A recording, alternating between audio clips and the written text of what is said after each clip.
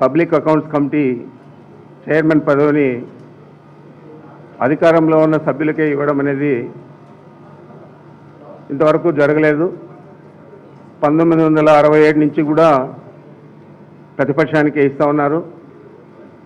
అనేక పార్లమెంట్లో కూడా 1950లో జనవరి 26 ఒక అమెండ్మెంట్ జరిగింది. ఆర్టికల్ 309 బ్రాకెట్లో ఐ అని చెప్పి ఆ ఆర్టికల్ ప్రకారం కూడా ప్రతిపక్షానికి ఇవ్వాలని వాళ్ళు మార్పు చేసి అనేక మంది కేవలం ప్రతిపక్ష సభ్యుడి హోదా, ప్రతిపక్ష నాయకుడి హోదా లేని పార్టీలకే ఈ పిఎస్సి చైర్మన్ పదవిని ఇస్తూ వచ్చారు. ఉదాహరణకు బీజేపీకి ఇద్దరు సభ్యులుంటే 1981-82లో శ్రీ సతీష్ అగర్వాల్ అని చెప్పి వారికి ఈ పిఎస్సి చైర్మన్ పదవిని పార్లమెంట్లో ఇవ్వడం జరిగింది. ఈ విధంగా అనేక మంది 20 మంది 30 మంది ఉండే సభ్యులకు కూడా పార్లమెంట్లో ప్రతిపక్ష నాయకుడు హోదా లేని పార్టీలకు కూడా ఈ పిఎస్సి చైర్మన్గా అనేక పర్యాయాలు ఇచ్చారు. మరి ఆ విధంగా చేయడం వల్ల పబ్లిక్ అకౌంట్స్ కమిటీ అంటే ఒక రెస్పాన్సిబుల్గా పనిచేస్తుంది. పనిచేసేదే కాకుండా ప్రభుత్వం ఏదైనా చేసే తప్పిదాలన్నీ కూడా ఎత్తి చూపుతుంది అని చెప్పి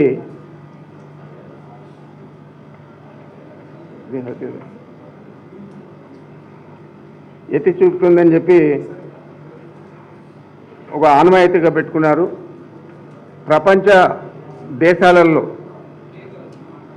డెమోక్రటిక్ కంట్రీస్లో ఎక్కడ కూడా ఏ నియమ నిబంధన పాటించకుండా కేవలం ప్రతిపక్ష సభ్యునికే పబ్లిక్ అకౌంట్స్ కమిటీ చైర్మన్ పదవి ఇవ్వాలని చెప్పి ఇప్పుడు దాకా కొనసాగుతూ ఉంది. మన పక్క దేశాలలో కూడా ఇంక్లూడింగ్ పాకిస్తాన్, అదేవిధంగా ఒక ఆఫ్ఘనిస్తాన్లో మాత్రం తాలిబాన్లు వచ్చిన తర్వాత అక్కడ పిఎస్సిని తీసేయడం జరిగింది. మరి ఈ పిఎస్సి ఉండడం వల్ల చాలా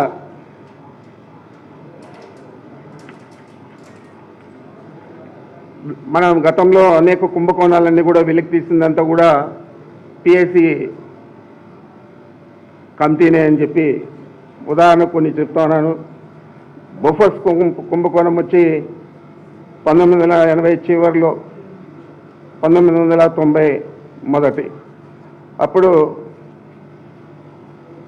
స్వీడన్ సంస్థ బొఫర్స్తో నిధులు దుర్వినియోగం చేశారని చెప్పి పిఎస్సిని ఆ రోజు చైర్మన్గా ఉన్న చంద్రశేఖర్ యాదవ్ వెలికి తీశాడు. అదే 2G స్పెక్ట్రమ్ 2010 ప్రారంభంలో ఆ రోజు మురళీ మనోహర్ జోషి దాన్ని వెలికి తీశాడు. అదేవిధంగా సుప్రీంకోర్టు 122 టెలికాం లైసెన్సులు మన పబ్లిక్ అకౌంట్స్ కమిటీ రిపోర్ట్ను బట్టి క్యాన్సిల్ చేసింది. కోల్గేట్ అని చెప్పి 2010 మధ్యలో వచ్చిన కోల్ అలొకేషన్ స్కామ్ కూడా పిఎస్సినే బయటకు తీసింది. కామన్వెల్త్ గేమ్స్లో చాలా అవినీతి జరిగింది 2010లో అంటే అప్పుడు కూడా పిఎస్సినే వెలికి తీసింది. ఈ విధంగా ఒక రెస్పాన్సిబిలిటీ తీసుకొని ప్రభుత్వంలో ఏది కూడా నిధుల దుర్వినియోగమో లేకపోతే ఇతరత్ర అవినీతి కార్యక్రమాలు జరగకుండా ఒక వాచ్ డాగ్గా పనిచేస్తూ ఉంది. మరి ఇలాంటివి మన రాష్ట్రంలో తీసుకుంటే కంబైన్డ్ స్టేట్లో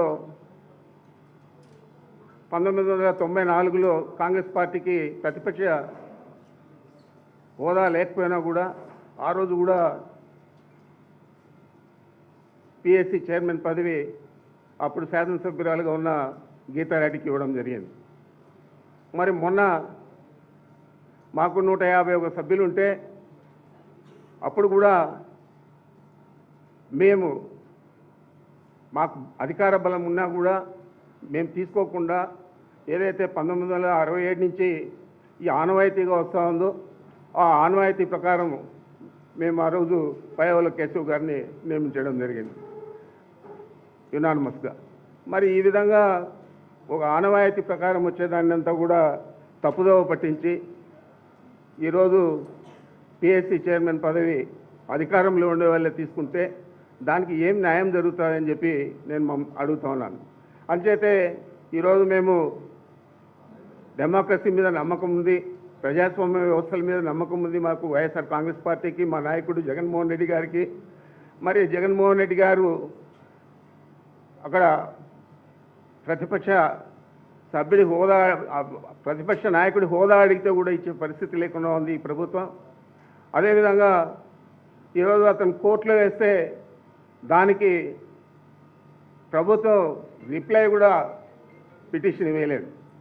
ఇలాంటి పరిస్థితుల్లో మేము ఈరోజు ఈ పిఎస్సి కమిటీకి ఎన్నికలు నిర్వహించడం దురదృష్టంగా భావించి దీన్ని బాయ్కాట్ చేస్తూ ఉన్నామని చెప్పి మీ ద్వారా తెలియజేస్తూ ఉన్నాను. Thank you.